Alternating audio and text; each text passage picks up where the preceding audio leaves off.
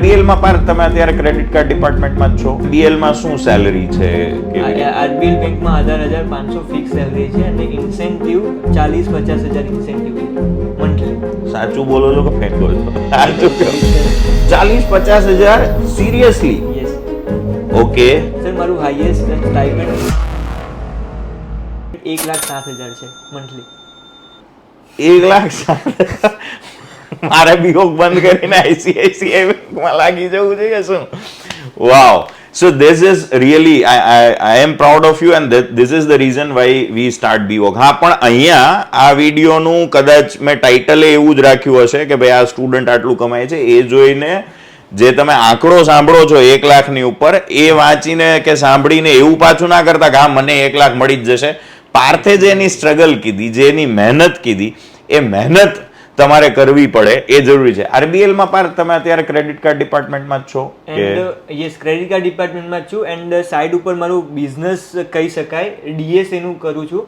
હાલમાં મારી પાસે બધી જ બેંકના ક્રેડિટ કાર્ડ છે એન્ડ મેં ઘણી બધી કંપનીઓ જેમ કે નવનીત એજ્યુકેશન લિમિટેડ છે, આસુ પાલવ લિમિટેડ છે, આવી બધી મોટી મોટી કંપનીઓના એચઆર સાથે મારા કોન્ટેક્ટ છે. એમની જ કંપનીના એમ્પ્લોઈઝને હું કાર્ડ આપીને સેલ કરું છું એન્ડ એ ઇન્કમ મારી વધારે છે. પ્લસ બધી જ બેંકનું મારી પાસે ડીએસએ કોડ છે, જેમ કે એસબીઆઈ લઈ લો, ઇન્ડસઇન્ડ બેંક, એચડીએફસી બેંક, મારી પાસે કોડ છે, હું કામ કરી શકું છું અને એ પેમેન્ટ હું ડાયરેક્ટ બેંક પાસેથી લઉં છું. Okay okay.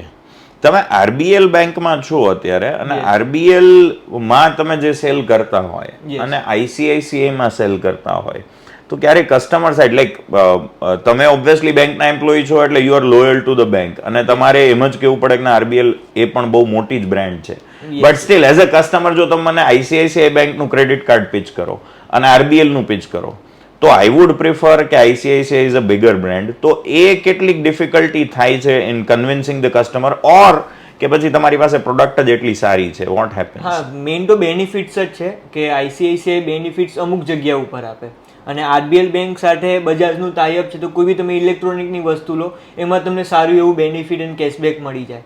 Plus lounge access છે, એ બધી જ બેંકનું અલગ અલગ રીતે હોય છે. જેમ કે તમે ફેમિલી સાથે આઉટ ઓફ કન્ટ્રી જાઓ છો તો લાઉન્જ એક્સેસ કરવાના છો તો બંને બેંક કામ લાગી જશે, તો એક કાર્ડ ઉપર એક જ મેમ્બર હોઈ શકે હોય છે.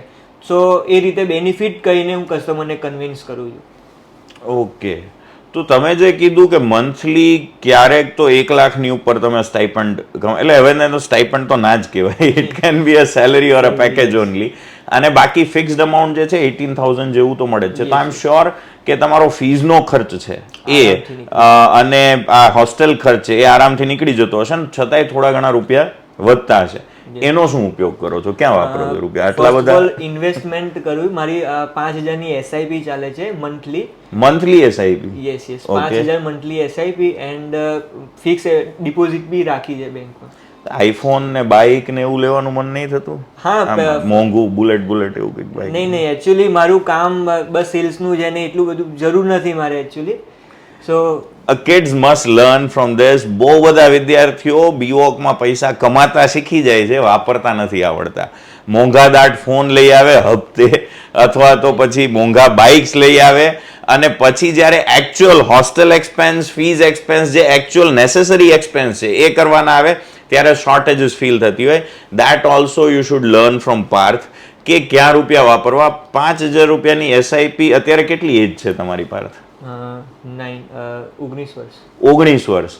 19 વર્ષની ઉંમરે દર મહિને 5,000 રૂપિયાની બચત એટલે એક બહુ મોટી વસ્તુ થઈ જાય. પાર્થ, ઘરે તમે કઈ ફાઇનાન્શિયલ હેલ્પ કરો છો કે ઘરે આપો છો રૂપિયા? ઓકે. તો ફેમિલી, તમે જ્યારે બીવોકનું ડિસિઝન લીધું ત્યારે પોઝિટિવ હતું, નેગેટિવ હતું, કે એવું થતું હતું કે આ નવું શું કરવા જઈ રહ્યો છે? નહીં, જો કે મમ્મી ઓલવેઝ મારી સાથે છે. મમ્મીને ખબર છે કે મારો છોકરો ક્યારેય ખોટી લાઈને નહીં જાય, કારણ કે એવા કલ્ચરથી હું બિલોંગ કરું છું એટલા માટે. એન્ડ કીધું છે કે ભાઈ તારે મન છે, તારે કરવું છે કંઈક અલગ, તો you can do it. Okay. B.Voc જ્યારે જોઈન કર્યું ત્યારે એવો ડાઉટ ગયો કે આ ફ્રોડ ડિગ્રી છે સાચી, કારણ કે હજી આટલા વર્ષથી યુજીસીએ બીવોકની શરૂઆત કરી છે અને આટલી યુનિવર્સિટીઓમાં ચાલે છે, છતાંય વિદ્યાર્થીઓને એક ડાઉટ હોય જ છે કે આ બીવોક વેલિડ ડિગ્રી છે નથી. તો તમને એવો ડાઉટ થયો તો ત્યારે, અને તમે કેવી રીતે સોલ્વ કર્યો જો થયો હોય તો? ફર્સ્ટ ઓફ ઓલ કંપનીઓ કંપનીઓ તો જો કે આવે છે, પહેલાં લાગતું હતું કંપનીઓ આવશે કે નહીં, પણ એકચ્યુઅલ કંપની અહીંયા આવે છે. અને જો કંપની નહીં આવે તો હું જાતે ઓન ફિલ્ડ જઈને કંપની શોધી લે. અને હાલમાં બી આવી બહુ લોટ્સ ઓફ કંપની છે જેને એમ્પ્લોઈઝ જોઈએ છે, ખાલી ફરવાની વાત છે કે ભાઈ તમે જાઓ અને કહો. હાલમાં મેં પોતે મારા ફાઉન્ડેશનમાં 10-15 કંપનીઓ આપી છે. વાવ, એટલે રિક્વાયરમેન્ટ હોય છે, it is just about going out there. એટલે એ પણ એક બહુ સારી વસ્તુ છે. This is a great mindset. C, be it a Drona Foundation or be it any other college or university, તમે ખાલી કોલેજ અને યુનિવર્સિટી ઉપર પ્લેસમેન્ટનો ભરોસો રાખીને બેસી જાઓ કે ના મને અહીંયાથી પ્લેસમેન્ટ મળશે અને કંઈક મને થઈ જશે, એના કરતાં આ એટીટ્યુડ હોવો કે ભાઈ કંપની મળે કે ના મળે હું મારી રીતે જઈને ગોતી શકું, that's a great thing. Parth, મને હવે એ કહો કે આરબીએલ તમારે હવે ક્યારેય ચેન્જ કરવાની ઈચ્છા છે કે આ જ કંપની તમને ગ્રોથ આપે તો આમાં જ આગળ વધવું છે? What do you want to do after B.Voc? Yes, મારે તો મારું પોતાનું ડીએસએ સ્ટાર્ટ કરવા વિચાર છે, કારણ કે એના પેમેન્ટ સારું અને બધી રીતનું ફ્રીડમ ને બધું જ રીતનું હોય છે. તો મારું પોતાનું ડીએસએ, જેમ કે બધી બેંકના ક્રેડિટ કાર્ડ્સ છે, લોન્સ છે, હોમ લોન છે, બિઝનેસ લોન છે, એ જ મારો કોડ લઈને એ સ્ટાર્ટ કરવું છે. ડીએસએ જે છોકરાઓ સાવ નવા છે, જેને બેન્કિંગ અને ફાઇનાન્સ ફિલ્ડ વિશે ખબર જ નથી, એમને ડીએસએ શું હોય એને ખબર હોય. ડીએસએ એટલે શું? ડીએસએ એટલે ડાયરેક્ટ સેલ્સ એજન્ટ. જેમ કે કોઈ કંપની બેંક છે જે પ્રોપર રિસ્પોન્સ નહીં આપતી હોય કે ભાઈ હા કાલે આવજો, આજે આવજો, ત્યાં સુધી ડીએસએ બેંક અને એમ્પ્લોય વચ્ચેનું કામ કરે છે. ડાયરેક્ટ કોઈ બી પ્રકારની લોન જોઈતી હોય તો ડાયરેક્ટ ઓન ધ સ્પોટ 5 થી 6 દિવસમાં થઈ જાય એમ. એટલે ઇન શોર્ટ એવું કહી શકીએ કાઇન્ડ ઓફ ફાઇનાન્સ કંપની, એક નાનકડી ફાઇનાન્સ કંપની છે, પણ એ બહુ ફટાફટ કામ કરે છે કારણ કે એને કસ્ટમર્સ જોઈએ છે અને એ બેંક સુધી ફટાફટ એ ફાઇલ પહોંચાડે છે અને પ્રોસેસ કરે છે. ઓકે. પણ જો તમે તમારું ડીએસએ ચાલુ કરો અને જો કઈ ઓફિસ કે એવું કંઈ રાખો, એમ્પ્લોઈઝ રાખો, તો એનો ખર્ચ ને એ થઈ જાય, તો એવો તમને કોન્ફિડન્સ છે કે એ ખર્ચ આરામથી તમે કાઢી શકશો? ઇઝીલી થઈ જાય. ઓકે. બીવોક દરમિયાન શું ડિફિકલ્ટીઝ આવે છે? બીકોઝ આઈ એમ શ્યોર કે હવે તમારી જો જવાબદારીઓ વધી હશે તો અહીંયા કોલેજમાં આવવાનો ક્યારેક કંટાળો આવતો હશે, ક્યારેક એવું લાગતું હશે કે ધીસ ઇઝ બીકમિંગ ઇરરિલેવન્ટ, હવે ભણીને શું કામ છે, અટેન્ડન્સ હંમેશા લોચા હશે કે અહીંયાથી બધા બોલતા હોય 75% જોઈએ, નામ જોઈએ ને તેમ જોઈએ, તો એમાં શું તકલીફો થાય છે અત્યારે બીવોકમાં? તકલીફો જો કે થાય છે, પણ આમાં શું ત્યાં બી એ જ શીખવા મળે છે કે ભાઈ ઓન ફિલ્ડ તમે કેવી રીતે કરી શકો, રિટેલમાં કેટલા ટાઈપ્સ છે, કેવી રીતે કસ્ટમર ના સ્પેશન આવે છે, એ બધું જ જો કે શીખવાડે છે. એટલે હું તો લેક્ચર અટેન્ડ કરું જ છું બધા જ. સારું છે. એ પણ તમને કહી દઉં, ભલે પાર્થ હોય આટલું સારું સ્ટાઇપન્ડ અર્ન કરતા હોય કે પછી અહીંયા હું એમનો વિડીયો બનાવું છું, જો એમની એટેન્ડન્સ ઓછી હોય તો એમને એ જ નિયમો લાગુ પડે જે બીજા વિદ્યાર્થીઓને લાગુ પડે છે. પાર્થને પણ અમે બ્લેકલિસ્ટ કરવા કહેલું છે કારણ કે એમણે 15 દિવસની અંદર પેલી જે એરટેલ ડિશ ટીવી કંપની છે મૂકી દીધી છે.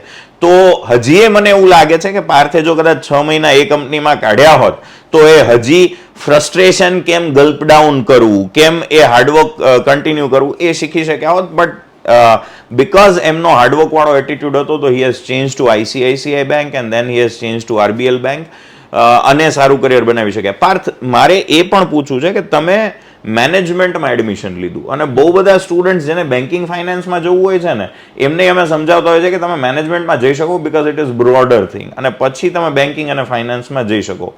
તો બેન્કિંગ અને ફાઇનાન્સ કોઇન્સિડન્ટલી તમે જોઈન કર્યું કે તમને પહેલાથી જવું હતું? માનો કે કંપની આવી અને તમને સારી ઓપોર્ચ્યુનિટી લાગી આઈસીઆઈસીઆઈ બેંકમાં એટલે જોઈન કર્યું કે બહુ આમ પ્લાન્ડ હતું કે મારે લાઈફમાં બેન્કિંગ અને ફાઇનાન્સમાં જવું છે આગળ? જો કે વિચાર્યું, મારે એકચ્યુઅલી ટ્રાન્સપોર્ટિંગ કંપનીમાં જવું હતું, બટ આઈસીઆઈસીઆઈ બેંકનું નામ જોઈને જવા જેવું લાગ્યું મને. ઓકે દેટ્સ ગુડ સો એ પણ એક છે મેં એક વિડીયો બનાવેલો છે ઇમ્પોર્ટ એક્સપોર્ટ માટેનો મેહુલ સરવૈયાનો he also said the same thing and lot of student said the same thing કે વી ડોન્ટ પ્લાન એનીથિંગ અમારે જે કંપની સારી લાગી એનામાં ફટાફટ જતા રહે અને એ જ સારી વાત છે that's what I tell every student કે તમે એવું બહુ બધું પ્લાન ના કરો કે મને અત્યારે આ કંપનીમાં જવું છે ના છે સામે જે કંપની આવે છે સારી લાગે છે go for it so thank you very much Parth for joining with us અને તમને કઈ એડવાઇસ જે સ્ટુડન્ટ્સ અત્યારે બીવોકમાં આવતા હોય એને શું ધ્યાન રાખવાનું શું કરવું અને શું ન કરવું ફર્સ્ટ ઓફ ઓલ તમારે કઈ ફિલ્ડમાં આગળ જવું છે એ જો તમે નક્કી કરી લો તો વેલ એન્ડ ગુડ બાકી કંપનીઓ તો આવે જ છે જેમ કે બહુ બધા એક્ઝામ્પલ છે જો કે આપણા બીવોકમાં જે કોઈ રિયલ એસ્ટેટમાં છે તો રિયલ એસ્ટેટમાં જ આગળ વધે છે કોઈક સેલ્સ એન્ડ માર્કેટિંગ કંપનીમાં છે તો એ જ લાઇનમાં આગળ વધે છે તો પહેલાં વિચારી લો કે કઈ ફિલ્ડમાં જવું છે કઈ લાઇનમાં જવું છે અને એ પછી આગળ વધો ઓકે એ તમે આ જવાબ આપ્યો એના પરથી મને પ્રશ્ન પૂછવો છે કેટલા હદે સારું કંપનીઓ ચેન્જ કરવી અને સેક્ટર ચેન્જ કરવા કારણ કે ઘણા વિદ્યાર્થીઓ એવું કરે છે કે એક જ કંપનીમાં કે એક જ સેક્ટરમાં એટલીસ્ટ તમે કંપની ચેન્જ કરી પણ હવે બેન્કિંગ સેક્ટર તમે પકડી રાખો છો તો એક જ સેક્ટરમાં કન્ટિન્યુઅસ રહે છે અને ઘણા વિદ્યાર્થીઓ એવું માને છે કે બધા સેક્ટર ચેન્જ કરીને આપણે અનુભવ મેળવીએ કે અહીંયા તો તમે શું માનો છો which is the better choice જેમ કે એ જ કરાય જેમ કે હું અત્યારે આઈસીઆઈસીઆઈ બેંકમાં છું જો કે પેકેજ તમને આપશે બધી જ બેંક આપશે પણ એક કંપનીમાં 1.5 થી 2 વર્ષ કરવું જ કરે તો બીજી ઓપોર્ચ્યુનિટી સારી મળે એમ ઓકે એટલે તમારો સીવી કદાચ એવું લાગે કે આ સ્ટેબલ પર્સન છે અને પેકેજ પણ વધારે મળશે એમ ઓકે સ્ટેબલ તમે હશો તો પેકેજ વધારે મળશે so all in all thank you very much Parth for joining with us and સાચી અને સારી જે વાતો તમે કીધી બીવોક વિશે વધારે કંઈ પ્રશ્ન હશે તો ક્યારેક તમને સ્ટુડન્ટ્સને મળવું હોય કે કોલ્સ કરવા હોય તો એ પણ અમે ટ્રાય કરશું કે હજી બીજી વાર તમને જે કંઈ પણ પાર્થ માટે ક્વેશ્ચન્સ હોય યુ રાઇટ ઇટ ડાઉન ને બીજી વાર ક્યારેય સમય મળે તો એમને ઇન્ટરવ્યૂ માટે ફરી બોલાવે thank you very much Parth.